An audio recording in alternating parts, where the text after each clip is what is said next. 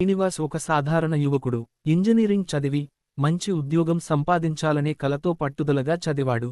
కాని పట్టభద్రుడైన తర్వాత ఉద్యోగం కోసం ఎన్నో ప్రయత్నాలు చేసినా ఫలితం లేకపోయింది. రోజురోజుకు నిరుత్సాహం పెరిగిపోయింది. ఇంటి వాతావరణం కూడా అంతే. తల్లిదండ్రులు అతని భవిష్యత్తు గురించి ఆందోళన చెందుతూనే ఉన్నారు. స్నేహితులు అందరూ ఎక్కడో స్థిరపడిపోతున్నారు. కాని శ్రీనివాస్ మాత్రం ఇంకా అదే స్థానంలో నిలబడి ఉన్నాడు. ఒకరోజు తన స్నేహితుడితో కలిసి ఒక చిన్న గ్రామానికి వెళ్లాడు. అక్కడ చూసిన దృశ్యం అతనిని కదిలించివేసింది. చిన్న పిల్లలు కడుపు నిండా భోజనం చేయడానికి కూడా ఇబ్బంది పడుతున్నారు. చదువుకోవాలనే కోరిక ఉన్నా పరిస్థితులు వారికి అనుకూలంగా లేవు. శ్రీనివాస్కు ఒక నిర్ణయం తీసుకోవాలని అనిపించింది. తన జీవితంలో మార్పు తీసుకురావాలని అనుకున్నాడు. అతను ఆ గ్రామంలోనే ఉండి అక్కడి పిల్లలకు చదువు చెప్పాలని నిర్ణయించుకున్నాడు.